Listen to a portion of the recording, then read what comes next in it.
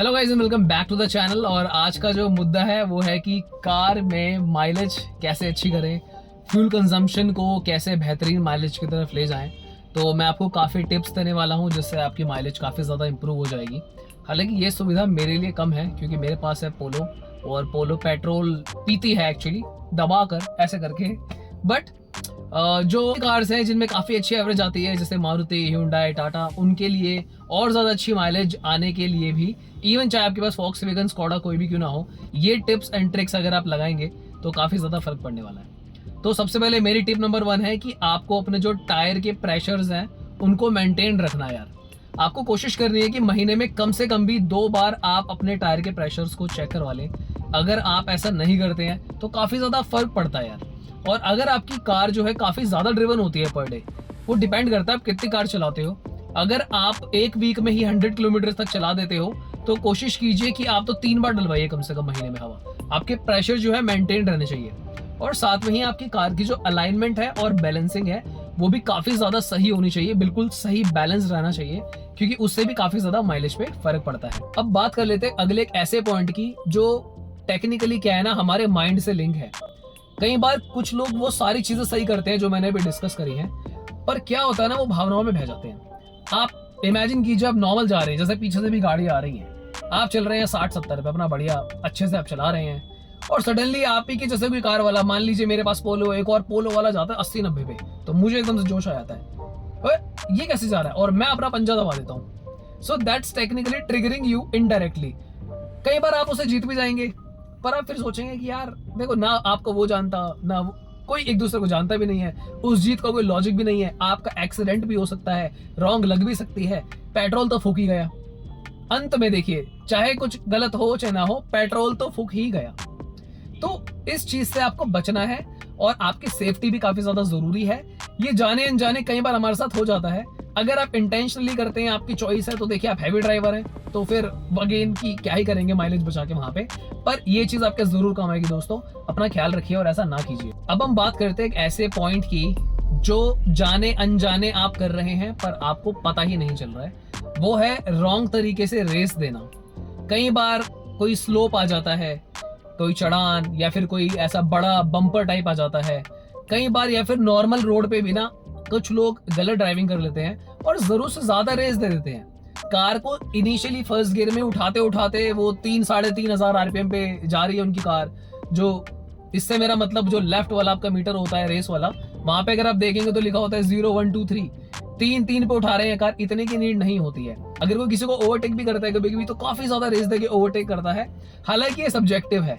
अगर तो देखो आप रेस ही लगाने के मूड में हो तो आप समझ गए होंगे, आराम से अपनी कार को रेस दीजिए, आराम से रोकिए। और अगर आप अच्छी माइलेज चाहते हैं, देखिए अगर आप हैवी ड्राइवर हैं तो पंजा भारी है आपका, तो फिर देखो माइलेज बचा के भी आप क्या ही करोगे। पर मेरे ट्रिक आप समझ गए होंगे। कार चलाने के तरीके से भी काफी ज्यादा फर्क पड़ता है। सही टाइम पे क्लच दबाना, सही टाइम पर गियर को प्लेस करना, सही टाइम पर रेस देना, इन चीजों से भी बहुत ही ज्यादा फर्क पड़ता है। और सबसे ज्यादा जब बम्पर टू बम्पर कार चल रही होती है ना, आप अगर अंधाधुंध रेस दिए जा रहे हैं, जब दबाए जा रहे हैं, रेस दिए जा रहे हैं, you have to be balanced. अगर ये आपसे नहीं हो पा रहा है तो आपको ड्राइविंग थोड़ी सी और सीखने की जरूरत है दोस्तों, और उसको इम्प्रूव कर लीजिए। आप खाली समय में कोशिश कीजिए कि धीरे धीरे आप इसमें इम्प्रूवमेंट ले आएं, और इससे काफी ज्यादा माइलेज पे फर्क पड़ता है।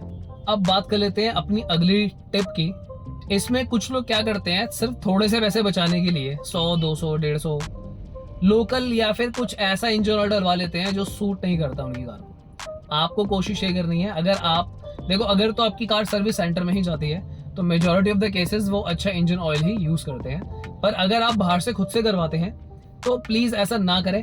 अच्छा इंजन ऑयल डलवाइए आप, क्योंकि जितने का आप 100-150 रुपए बचा रहे हैं ना इंजन ऑयल पे, उतने का तो आपकी एवरेज वेस्ट हो जाएगी।